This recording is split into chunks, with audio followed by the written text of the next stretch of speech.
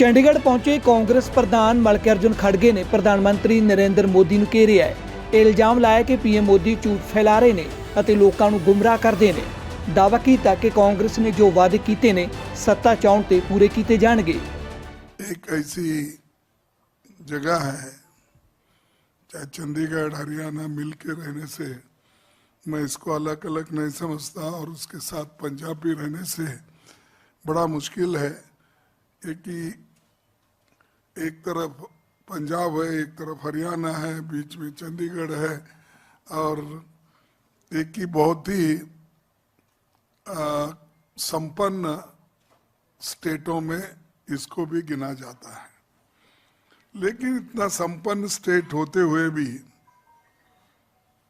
यहाँ पर भी अनएम्प्लॉयमेंट और यथास्थिति में बेरोजगारी के साथ महंगाई भी यहाँ पर भी है, सारे देश में भी है। यहाँ के बाहर के लोगों का तो ये समझ है कि यहाँ के सरकार के पास रिसोर्सेस बहुत है और अच्छी तरह से कोई किसी को बोझा न बनते हुए वो ठीक ढंग से सरकार चलाएंगे। तो उन्होंने डेवलपमेंट किया, उसका तो आंकड़ा नहीं देते, लेकिन कांग्रेस को जरूर गालियां देते। कांग्रेस को 1947 से जो जब तक नेहरू जी थे, लाल बहादुर से और इंदिरा गांधी जी थे, फिर उसके बाद में बीच में जब जनता गवर्नमेंट आई, उसके बाद में फिर राजीव गांधी जी आए, सोनिया गांधी और राजीव गांधी आए। आने के बाद इन्होंने जो डेवलप किया इसके बारे में तो वो कुछ नहीं बताते, लेकिन ये जो उनके 10 साल का है एडमिनिस्ट्रेशन, उसकी तारीफ बहुत करते हैं। मुझे समझ में नहीं आता कि मोदी साहब अपने डेवलपमेंट से वोट पूछने के बजाय कांग्रेस को क्यों बार बार गालियां देते, मुझे समझ में नहीं आया। टीवी में मैं जब थोड़ा सा फुर्सत मिलता है तो सुनने की कोशिश करता हूं। हर टीवी में अब उन्हीं का एडवर्टाइजमेंट है और हर घंटे में हर टीवी में उनका चेहरा दिखाई देता है। और उसके बाद में उन्होंने राहुल गांधी जी को क्या बोला, सोनिया जी को क्या बोला, और प्रियंका जी के बारे में क्या बोला, और इनडायरेक्टली डायरेक्टली हमारे बारे में भी बचा कुचा रहे तो वो क्रिटिसाइज करते रहते हैं। ये उनकी आदत बनी है। और जो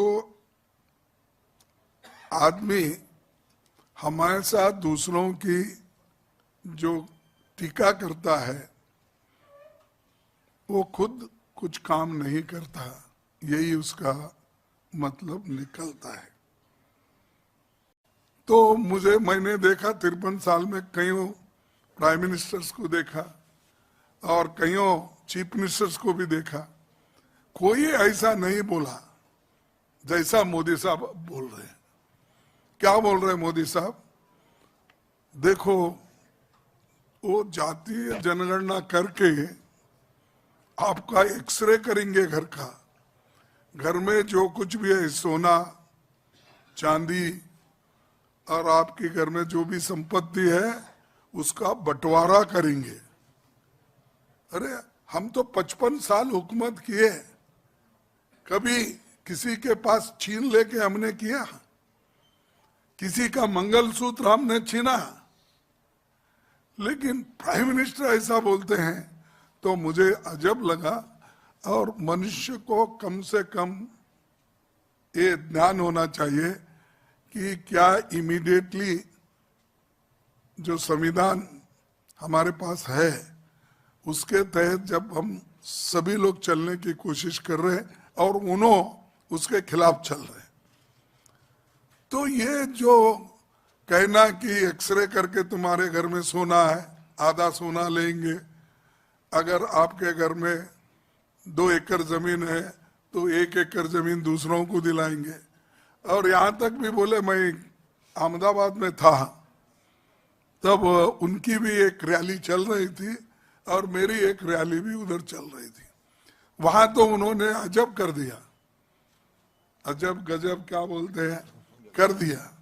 क्या है, देखो मेरे गुजराती भाइयों, आपको दूध देने वाले गाय भैंस ये जो भी है और अमूल को आपने जो दूध बेच के अपने घर चलाते हो, तो कांग्रेस वाले सत्ता में आएंगे तो आपके पास अगर 2 भैंस है तो 1 भैंस मुसलमानों को देंगे।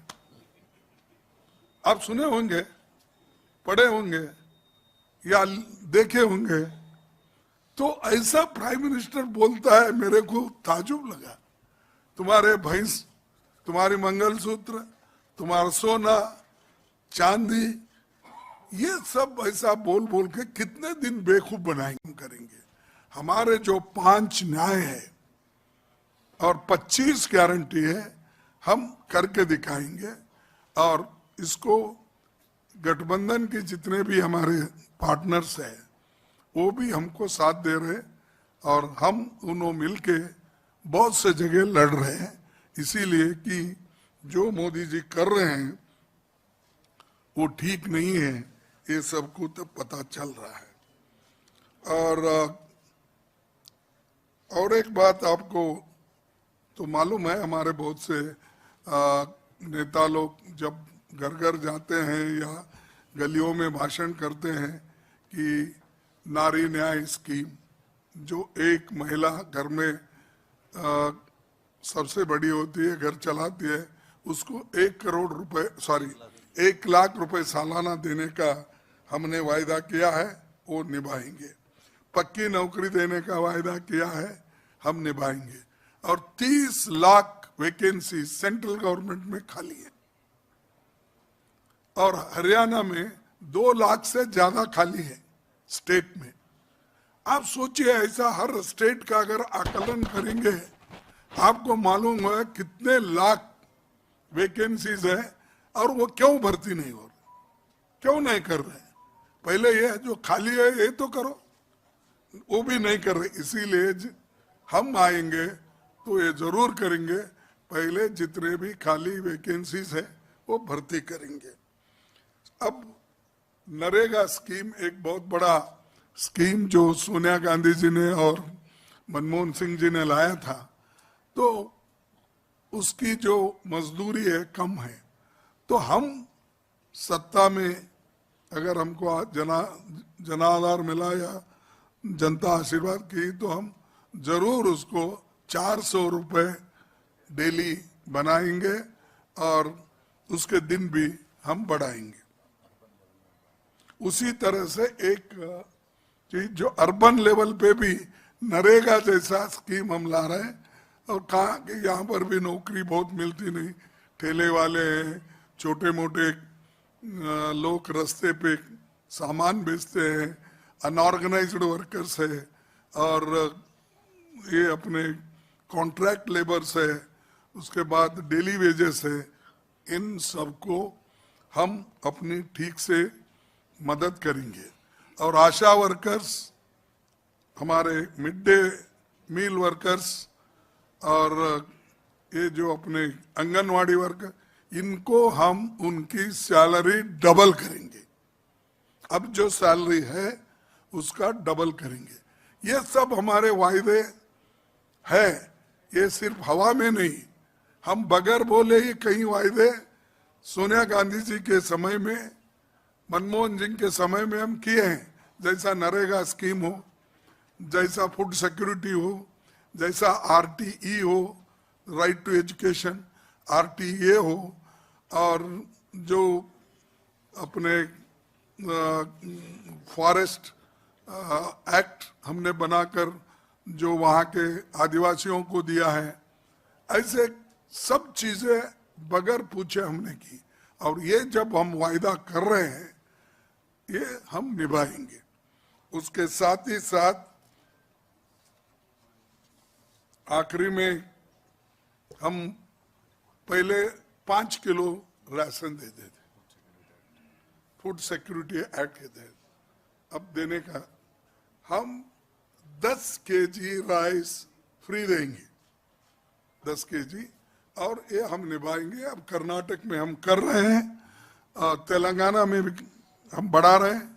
उसी तरह से ऑल इंडिया लेवल पे जब हमारी सरकार आएगी गठबंधन की, तो ये चीजें हम करके दिखाएंगे।